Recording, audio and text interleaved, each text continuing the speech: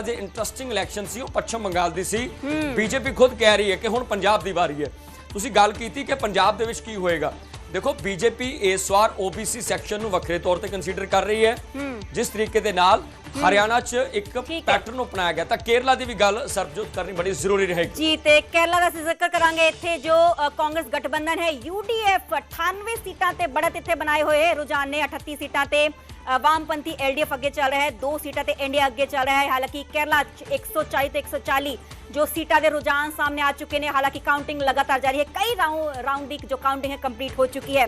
तो कांग्रेस का जो गठबंधन है तकरीबन 100 ते पहुंच गया। इस बार एक वड्डी लीड हासिल की गई है। जो केक कटिंग है उन्होंने वालों भी सैरेमनी कंप्लीट कर ली गई है, क्योंकि एक वड्डे पद्धर ते बहुमत हासिल किया है कांग्रेस गठबंधन दे वालों।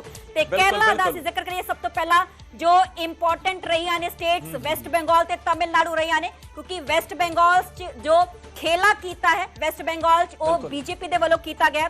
पर दूसरे पासे तमिलनाडु दा कृष्ण में जिक्र कराते, तमिलनाडु जो टीवी के है विजय थॉमस दी पार्टी पहली बार लड़ी है। 2014 तो ही चर्चा चाहिए, 2014 तो ही चर्चा चाहिए। पर रिकॉर्ड जेडे टुटन जा रहे हैं, सत्ता परिवर्तन होने जा रहे हैं पश्चिम बंगाल दे विच।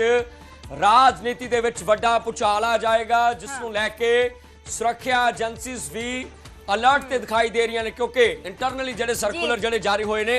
तमिलनाडु की गल करिए तो तमिल दे विच डीएमके आना डीएमके की गल की टीवीके 2014 तो यानी कि सिर्फ 12 साल का जो संघर्ष बड़ा मेन बड़ा फास्ट इन्होंने दिखाया है। उस तो बाद 110 की गल की, 54 की गल की, गल 70 की भी करनी बड़ी जरूरी है।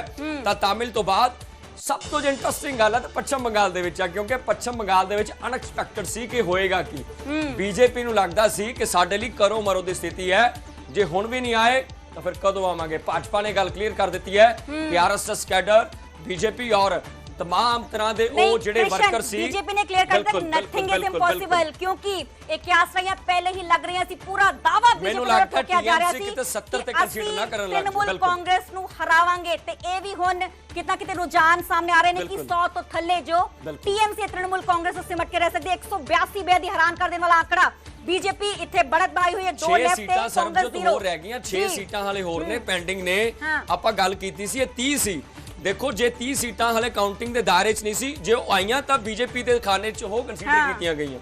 तां हुण टीएमसी दी गल कीती, बीजेपी दी गल कीती, भाजपा खेला कर चुके। इंतजार रहेगा कि आखिरकार कौन किस तरीके दे नाल राजनीति दे विच वड्डी चर्चा चलेगा। सब तो बड़ा इंपॉर्टेंट सवाल है कि पंजाब भाजपा इस नूं वड्डी गल कह रही है कि पश्चिम बंगाल ते पंजाब की तुलना की गई है कि जे 47 की गल की कि 47 च 10 लाख बंदा पंजाब दे विच मारिया गया, वाटुक पंजाब दे विच होई। इस तरीके दे नाल पश्चिम बंगाल की गल की गई है। तो मैजिक बॉल भी दिखाना जरूरी समझांगे सरबजोत के वेस्ट बंगाल की जिहड़ी असीं गल कीती कि इंटरेस्टिंग अंकड़ा जिहड़ा आ रहा है वो किस तरीके दे नाल आ रहा है सरबजोत। बीजेपी है 186 सीटां ते बढ़त बनाए हुए 106 सीटां होर इस ऐड हो सकते हैं। बेहद ही हैरान कर देने वाला आंकड़ा। तृणमूल कांग्रेस 100 सीटां ते लीड बढ़ाए हुए पर -110 यानी कि प्लस माइनस इत्थे हो सकता है। काफी बड़ा लॉस तृणमूल कांग्रेस नु इत्थे नजर आ रहा है। अदर्स यानी कि 6 जो इंडिपेंडेंट कैंडिडेट चुन मैदान च उतरे सी, उन्हां दे वल्लों बढ़त बनाई गई है। 4 सीटां उन्हां दे खाते च एक होर उल्ट फेर हो गया भवानीपुर दे विच। ममता बैनर्जी अगे जा रहे हैं, हालांकि दूजा ते तीजा चौथा राउंड है। यह मनना बड़ा जरूरी है कि भवानीपुर दे विच टीएमसी तृणमूल कांग्रेस नो रिप्रेजेंट करते, जिन्हां ने इथों तक भाजपा नूं कह दिता सी कि सप ते भाजपा दे यकीन ना कर ले। वड्डे बयान तुहानूं याद होएगा, पर एक वड्डा के सुवेंदु अधिकारी वड्डा बयान दे के गए सी। एडवोकेट इन हाल ही की घड़ी कह रहे सी कि मुसलमाना ने कांग्रेस के हक में वोट भुगताई, जबकि हिंदू बहुल इलाके जिक्र किया कि जिथे हिंदू लोग रहिंदे सी उत्थे वड्डे बंब सुटा दिते जांदे सी, वोट ही नहीं पैण जेडे नहीं दिते जाते। एक होर वड्डी चीज वेस्ट बंगाल दी गल करांगे, खड़गपुर सदर दी गल होएगी। बिल्कुल दिलीप घोष बीजेपी दे इथों लीड कर रहे हैं, जबकि प्रदीप सरकार तृणमूल कांग्रेस दे लीडर ने इत्थे ट्रेल कर रहे हैं, क्योंकि बड़े-बड़े मंत्री ने बड़े-बड़े ओहदे उन्हां दे वल्लों हंडाए गए ने। मौजूदा सरकार तृणमूल कांग्रेस दी सरकार है, पर वो कितना किते तख्ता पलट होते हुंदा होया दिखाई दे रहा है। Third नंदीग्राम vote सीट है, नंदीग्राम, नंदीग्राम बिल्कुल, सीट काफी ज्यादा हॉट सीट है, आंदोलन वाली सीट है।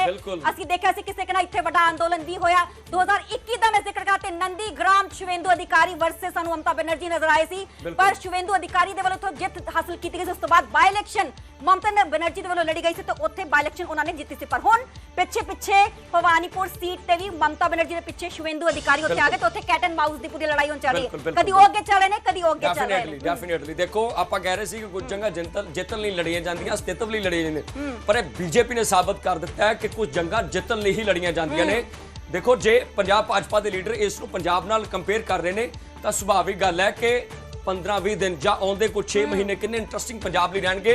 ਇਹ ਵੀ ਇਨਫੋਰਮੇਸ਼ਨ ਹੈ ਕਿ ਅਮਿਤ ਸ਼ਾਹ ਤੇ ਉਹਨਾਂ ਦੀ ਟੀਮ ਬਿਲਕੁਲ ਹੁਣ ਫ੍ਰੀ ਹੋ ਗਈ ਹੈ। ਪੰਜਾਬ ਦੇ ਕੇਂਦਰ ਨਿਸ਼ਾਨ ਪਹਿਲਾਂ ਜੋ ਸ਼ਿਵੇਂਦੂ ਅਧਿਕਾਰੀ ਮਮਤਾ ਬੈਨਰਜੀ ਦਾ ਰਾਈਟ ਹੈਂਡ ਮੰਨੇ ਜਾਂਦੇ ਸੀ, ਕਿ ਹੁਣ ਉਹ ਵੈਸਟ ਬੰਗਾਲ ਦੇ ਸੀਐਮ ਬਣਨ ਜਾ ਰਹੇ ਨੇ।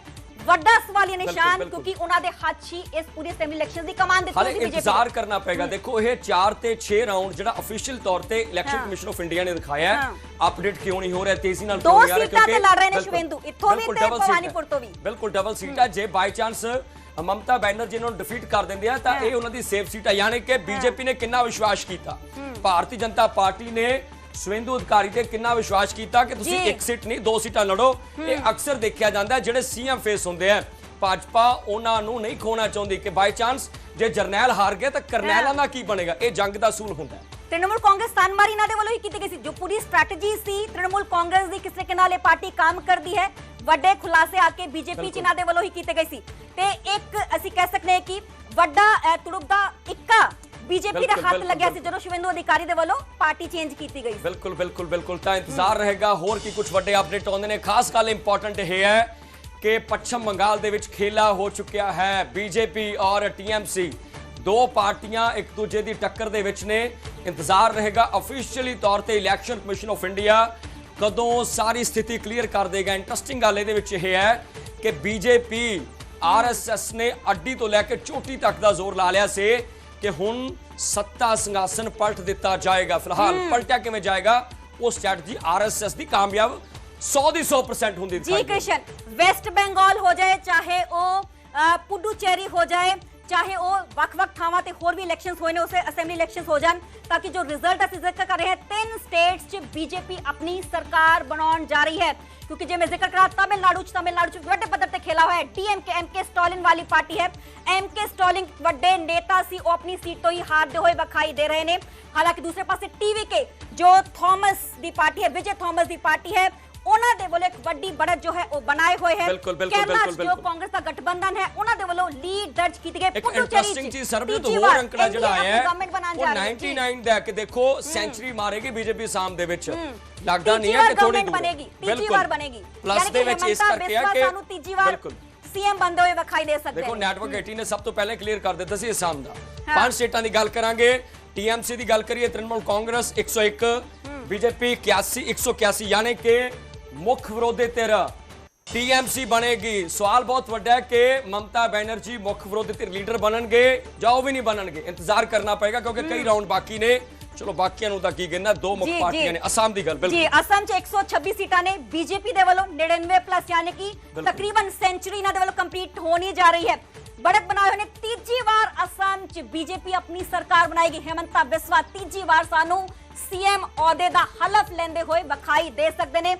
कांग्रेस पार्टी का जिक्र कराते 24 सीट्स ते लीडिंग पोजीशंस ने। एआईयूडीएफ 2 सीटां ते लीडिंग पोजीशंस ने। गल करांगे केरला दी कृष्ण। बिल्कुल एक होर इंटरेस्टिंग जी केरला तो पहला एक बार फिर दिखा दो। टीएमसी बीजेपी 9 ਲੱਖ ਦੀ ਅਸੀਂ ਗੱਲ ਨਹੀਂ ਕਰ ਰਹੇ, ਯਾਨੀ ਕਿ ਤਕਰੀਬਨ 1 ਕਰੋੜ ਵੋਟਰ ਸੀ ਜਿਹੜਾ SIR ਸਪੈਸ਼ਲ ਇੰਟੈਂਸਿਵ ਰਿਵਿਊ ਦੇ ਵਿੱਚ ਉੱਡ ਗਿਆ। ਕੌਣ ਲੋਕ ਸੀ? ਬੀਜੇਪੀ ਨੇ ਕਿਹਾ ਸੀ ਕਿ ਘੁਸਪੈਠੀਏ ਸਨ। ਇਹ ਲੋਕ ਕਿਸ ਤਰੀਕੇ ਨਾਲ TMC ਨੂੰ ਰਿਪਰੈਜ਼ੈਂਟ ਕਰਦੇ ਸਨ, ਸਿੱਧੇ ਤੌਰ ਤੇ ਉਹਨਾਂ ਤੋਂ ਵੋਟ ਭੁਗਤਾਈ ਜਾਂਦੀ ਸੀ। ਬੀਜੇਪੀ ਨੇ ਸਭ ਤੋਂ ਪਹਿਲਾਂ ਕੰਫਰਟ ਜ਼ੋਨ ਤੋੜਿਆ। ਜਦੋਂ ਕੋਈ ਜੰਗ ਲੜੀ ਜਾਂਦੀ ਹੈ ਉਸ ਵੇਲੇ ਸਭ ਤੋਂ ਪਹਿਲਾਂ ਕੰਫਰਟ ਜ਼ੋਨ ਤੋੜਿਆ ਜਾਂਦਾ ਹੈ।